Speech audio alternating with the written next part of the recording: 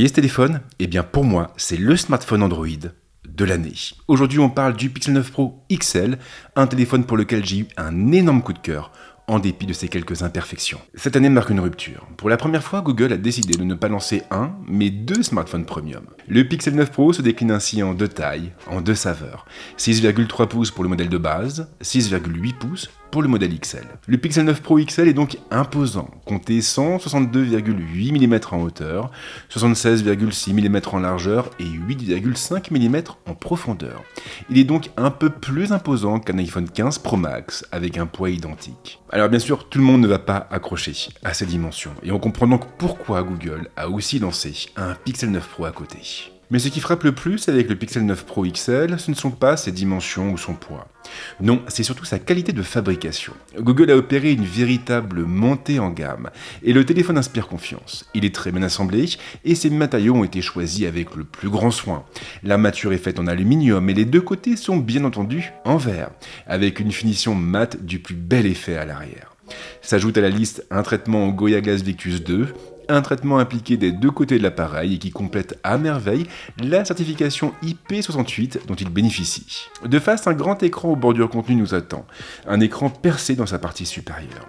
C'est dans ce trou que se trouve la caméra frontale, une caméra incroyable et sur laquelle nous reviendrons un petit peu plus tard. Un lecteur d'empreinte est situé dans la partie inférieure. Le placement est optimal, le pouce viendra naturellement se positionner dessus lorsque le téléphone est en main. L'identification est à la fois précise et immédiate avec très peu d'erreurs. L'ergonomie n'a pas vraiment changé, les boutons physiques sont tous regroupés sur la tranche droite. Le bouton d'alimentation domine les deux contrôles du volume. À ce propos, Google a opté cette fois pour des tranches plates. Elles rendent le téléphone beaucoup plus confortable en main. La finition, en revanche, déçoit. La firme a opté pour une texture brillante, et j'aurais clairement préféré une finition mate, comme sur le Pixel 9 Pro Fold. Mais c'est finalement ce dos qui réserve le plus de surprises. Le bandeau est toujours présent, mais il n'est plus situé dans la continuité des bordures. Il ressort directement de la plaque. L'effet est plutôt réussi. En tout cas, il est à mon goût, et ce alors même que les premiers rendus leakés m'avaient laissé pas mal songeur à l'époque. Une chose est sûre en tout cas, le Pixel 9 Pro XL conserve une identité forte. Alors il est bien entendu possible que vous ne pensiez pas comme moi. Mais ça, on en reparlera dans un format court que je publierai sur Instagram et sur TikTok dans ces prochains jours. Alors pensez aussi à aller me suivre là-bas. L'écran, comme je le disais, est proprement immense. Il approche des 6,8 pouces. Google a sans surprise opté pour une dalle OLED LTPO. Elle atteint une résolution de 1344 par 2992 au format 29e et elle propose un taux de rafraîchissement compris entre 1 et 120 Hz. Mais c'est surtout la luminosité qui impressionne. Comptez 2000 nits sur les contenus HDR et 3000 nits au maximum. Peu de smartphones montent aussi haut, et c'est bien entendu un vrai plus quand on utilise le téléphone en extérieur par beau temps. L'écran reste lisible en toutes circonstances. Ce n'est cependant pas son seul point fort. Les couleurs sont aussi très naturelles. Cela vaut pour les objets, mais aussi pour les teintes de la peau. Elles sont restituées avec précision par la dalle. Le Pixel 9 Pro XL est donc idéal pour retoucher des photos, traîner sur YouTube, ou même regarder des films et des séries. Je vous conseille d'ailleurs de consommer le maximum de contenu HDR si vous en avez la possibilité pour profiter pleinement de cette dalle hors du commun. Et si vous pensez que je suis un poil trop élogieux, alors sachez que le Pixel 9 Pro XL arrive en première position du classement DxOMark sur les écrans de smartphone. Il est ex-aequo avec le Magic 6 Pro qui était déjà incroyable. Quant au Pixel 9, il arrive à la 3e position. Il devance donc le Galaxy S24 Ultra, mais aussi tous les iPhone 15. Comme quoi, jusqu'ici, c'est quasiment sans faute. Il y a cependant un point qui mérite discussion, le SoC. Comme tous les ans depuis quelques générations, Google a opté pour une puce maison, et plus précisément pour un Tensor G4. Ce SoC est construit sur un Exynos, mais il possède plusieurs éléments de personnalisation, et il est ainsi spécialement optimisé pour l'IA. Pour l'accompagner, le Pixel 9 Pro XL peut compter sur pas moins de 16 Go de mémoire vive. C'est quand même pas mal. Quant à l'espace de stockage, il dépend du modèle. 4 variantes sont proposées, 128 Go, 256 Go, 512 Go et 1 Tera. Notez d'ailleurs que le stockage est automatiquement doublé pour toutes les précommandes. Dans l'absolu, cette configuration n'est pas mauvaise, mais le Tensor G4 reste bien en dessous de ses concurrents. Et il est donc très loin d'égaler un Snapdragon 8 Gen 3 par exemple, ou encore une puce A17 Pro. Cela étant, en utilisation, je n'ai pas noté de différence flagrante. Le Pixel 9 Pro XL se montre rapide sur le multitâche, ou lors de l'ouverture des applications, mais également sur les gros jeux. avec quelques nuances tout de même. Genshin Impact, par exemple, tourne très bien dessus en poussant les graphismes à leur maximum. Le jeu se montre fluide, même dans les combats contre de gros groupes de monstres, et en faisant appel au pouvoir ou aux compétences des personnages. Diablo Immortal, de son côté, posera en revanche un peu plus de problèmes au Tensor G4. Il sera tout bonnement impossible de monter à 60 images par seconde, et il faudra obligatoirement basculer sur des graphismes moyens pour conserver une bonne fluidité. Aucun problème en revanche pour l'incontournable Call of Duty mobile, y compris avec les textures en haute définition et en jouant à la manette. La chauffe est bien entendu présente, mais elle n'est pas aussi marquée que sur les générations précédentes. Elle dépend en réalité des jeux. Sur Genshin Impact, j'ai pu jouer pendant 3 quarts d'heure d'affilée avec une augmentation minime de la température. Même chose sur Call of Duty Mobile.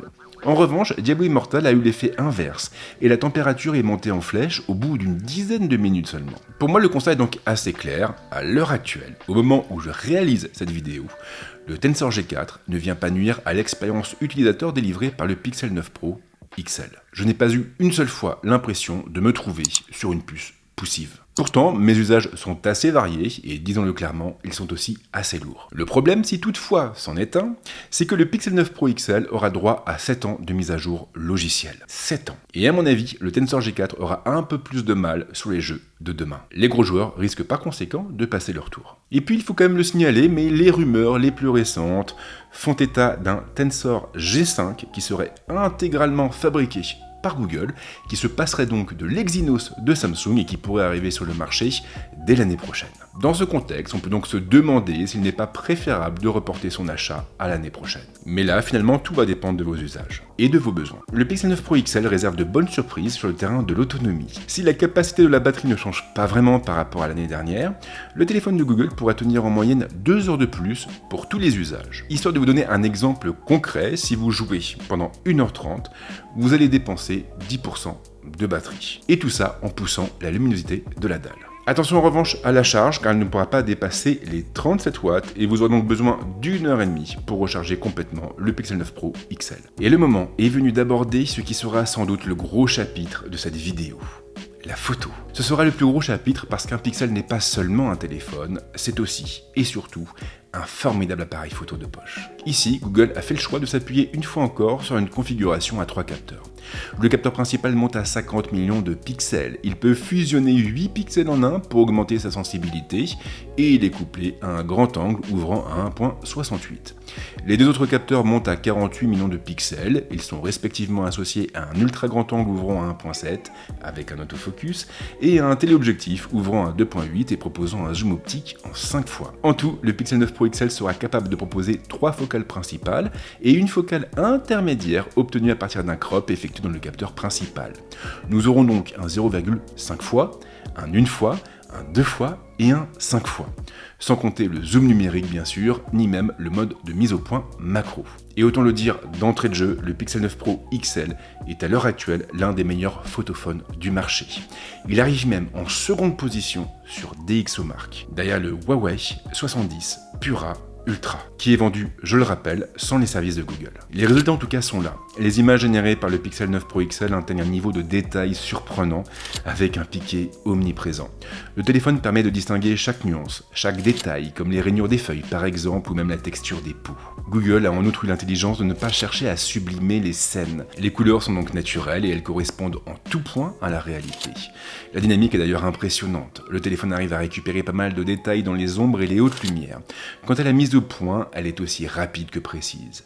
Elle fait mouche en toute occasion, quel que soit le sujet photographié. Même chose pour la balance des blancs qui tape toujours juste. Les smartphones sont souvent sujets à l'éblouissement, mais le Pixel 9 Pro XL est moins sensible à la chose. Il arrive ainsi à figer la lumière au déclenchement, que ce soit des lampadaires, des lampes décoratives ou même des cierges dans une église. Les contre-jours lui donnent en revanche un peu plus de fil à retordre. Ici, il aura deux manières différentes d'appréhender la situation. Soit il obscurcira les éléments se trouvant au premier plan pour limiter l'apparition d'artefacts, soit il les éclaircira au risque de générer beaucoup de bruit. Dans les deux cas, cela se traduira par une perte de détails importante. Les algorithmes de Google ont beau être redoutables, la petite taille des capteurs des smartphones reste un handicap difficile à combler. J'ai en revanche été très impressionné par la gestion des bokeh. Le Pixel 9 Pro XL arrive à générer générer des flous très doux et très naturels avec des découpes précises. Mieux encore, les flous ne se limitent pas à l'arrière-plan et le téléphone pourra aussi flouter les éléments au premier plan pour créer une belle sensation de profondeur de champ. Les portraits sont tout bonnement remarquables. Il y a parfois des erreurs au niveau du détourage, c'est vrai, mais elles ne sautent pas aux yeux quand on regarde les vidéos. Et puis surtout, Google a fait de très gros efforts sur la tonalité et la restitution des peaux. Et puis bien sûr, il y a la caméra frontale. Google a opéré une véritable montée en gamme ici aussi. La caméra frontale du Pixel 9 Pro XL s'appuie donc sur un capteur de 42 millions de pixels. Un capteur qui est capable de combiner 2 pixels en un. Il est épaulé par un ultra grand angle ouvrant à 2.2, un ultra grand angle doté d'un véritable autofocus. Je ne vais évidemment pas répéter ce que je viens de vous dire, sachez juste que cette caméra frontale est sans doute une des meilleures du marché. Un piqué marqué, des couleurs naturelles, un détourage précis, une belle sensation de profondeur de champ, tous les ingrédients sont réunis. Il y a parfois quelques petites erreurs au niveau du floutage, c'est vrai, ou de la découpe, mais elles seront sans doute très vite corrigées dans les prochaines mises à jour et elles n'enlèvent rien au caractère exceptionnel de cette caméra selfie. Il y a du neuf en vidéo aussi. Le Pixel 9 Pro XL peut filmer en 4K ou en 1080p à 24, 30 ou 60 images par seconde, mais il pourra aussi monter à la 8K en s'appuyant sur Video Boost. Je reviendrai un peu plus tard sur cette fonction. En 4K natif, le Pixel 9 Pro s'en tire avec tous les honneurs. En plein jour, il est capable de capturer des scènes très détaillées, avec une belle dynamique et des couleurs naturelles. La mise au point est rapide, mais elle aura parfois tendance à pomper un peu sur les sujets les plus complexes. La stabilisation est tout bonnement sidérante. Le mode standard est capable de faire des merveilles même lorsqu'on tient le téléphone à bout de bras, en plongée ou en contre-plongée. Il y a aussi un mode permettant de l'améliorer, mais il contraint à filmer en 1080p. Je n'ai donc jamais utilisé. Bref, vous l'aurez compris, le Pixel 9 Pro XL est un pixel et comme tous les pixels, il est très bon en photo. Alors bien sûr, il ne sera pas capable de faire aussi bien qu'un gros boîtier, mais son rendu se rapproche tout doucement de celui d'un réflexe ou d'un hybride. Et tout ça avec un encombrement hyper réduit. Mais le plus fou au final, c'est que tout ça est rendu possible grâce aux algorithmes de Google. Une très belle transition pour parler un peu d'IA. L'IA est le nouvel Eldorado des constructeurs. Tout le monde veut sa part du gâteau. OpenAI, Microsoft, Samsung et même Apple. Google bien sûr ne fait pas exception à la règle, mais il peut compter sur quelque chose que tous ses concurrents n'ont pas. Un écosystème applicatif. Le meilleur exemple reste celui de Gemini. Tout comme ChatGPT, l'assistant de Google pourra répondre directement à vos questions, générer des images ou même corriger vos fautes de frappe. Il sera aussi capable d'écrire des lettres à votre place, de résumer du texte ou de traduire n'importe quel message. Mais en plus, il pourra aussi aller chercher du contenu dans les autres services de la firme. Vous pourrez par exemple lui demander de résumer vos derniers mails reçus sur Gmail ou d'afficher vos documents les plus récents enregistrés sur Google Docs. Et attention car Gemini ne s'en tient pas à ce que vous lui demandez. Il peut aussi rechercher des informations à partir d'une photo prise sur le vif ou même analyser le contenu de PDF de plusieurs milliers de pages. Du moins à condition d'avoir un abonnement à Gemini Advanced. Un abonnement qui est fourni gracieusement par Google pendant une durée d'1 an à toutes les personnes qui achèteront un des Pixel 9. Et j'aurais évidemment préféré un abonnement à vie. Il faut aussi compter sur pas mal de fonctions créatives. Avec photo, vous pourrez améliorer rapidement vos photos, mais aussi modifier leur cadrage à la volée, quitte à générer du contenu autour de vos images. La gomme magique est toujours présente, elle est toujours aussi redoutable, mais une grosse nouveauté fait son entrée. Retouche magique. Grâce à elle, vous pourrez modifier rapidement une photo en ajoutant ou en modifiant une zone de l'image. Le Pixel 9 Pro XL sera aussi capable de modifier d'autres paramètres, comme le niveau de flou d'un portrait ou encore la couleur d'un ciel. Et il permettra en plus de déplacer des sujets très facilement pour recomposer sa photo. Video Boost est également de la partie, et comme je le disais un peu avant, il ne se contentera pas d'améliorer les couleurs, l'exposition ou le niveau de détail des séquences. Il permettra aussi d'upscaler les vidéos en 8K avec une cadence de 30 images par seconde. Attention en revanche car les calculs sont déportés et le temps de traitement est excessivement long. Comptez une bonne demi-heure pour une vidéo de 6 secondes. C'est long et je ne suis pas certain que ce soit finalement rentable. Alors c'est sûr, le gain est palpable, on voit vraiment une amélioration au niveau de l'image, et la 8K donne beaucoup plus de flexibilité en matière de recadrage, mais les smartphones sont surtout utilisés pour capturer des moments sur le vif et pour faire du tourné-monté. Et tout le problème est là, car Video Boost aura tendance à alourdir considérablement le workflow. Toutes ces fonctions sont disponibles dès à présent sur l'ensemble des Pixel 9, et c'est très bien. Malheureusement, il y a aussi d'autres nouveautés qui sont réservées au marché américain. Des nouveautés dont il n'est pas possible de profiter chez nous. C'est le cas par exemple du Pixel Studio, un générateur d'images qui fonctionne avec des prompts, ou encore de Screenshots, un outil qui permet de collectionner, de collecter et d'organiser l'ensemble de ces captures écran. Même chose pour le résumé des appels et des enregistrements vocaux, mais aussi pour Gemini Live. Alors il doit sans doute y avoir un problème de législation derrière, c'est quasiment une certitude, mais j'avoue que c'est très agaçant de ne pas pouvoir profiter de ces nouveautés en France. Google est arrivé sur le tard sur le marché des smartphones. Le tout premier Pixel est sorti presque une décennie après le tout premier iPhone. Et sur le marché de la tech, 10 ans, c'est déjà une éternité. Depuis, les années ont passé et les générations se sont succédées. Le géant de la recherche en ligne a peaufiné sa recette à son rythme, faisant fi des moqueries et des critiques, avec un seul objectif en tête: offrir une alternative solide aux ténors du marché. Et à présent, je suis heureux de pouvoir le dire, les pixels sont au niveau des iPhones. Des iPhones, mais aussi des Galaxy S et de tous les appareils premium du marché. Alors bien sûr, le Pixel 9 Pro XL n'est pas parfait, pas plus que ses concurrents, mais la ténacité de Google a fini par payer. Ce téléphone vaut clairement celui-ci, ou encore celui-là. Et ça fait du bien pour Google, bien sûr, mais aussi pour nous. Pour moi, pour vous, pour tous les consommateurs, car plus un marché est concurrentiel et plus les innovations sont nombreuses. Merci de m'avoir suivi jusque-là. Comme d'habitude, si vous avez des questions, des remarques, des critiques, les commentaires sont là pour ça. Et si vous aimez ce que je fais, je vous encourage vivement à lâcher un petit like, à partager la vidéo, ou même à vous abonner à la chaîne. Et c'est promis, on se retrouve très vite avec d'autres contenus, ici, mais également ailleurs. Ciao.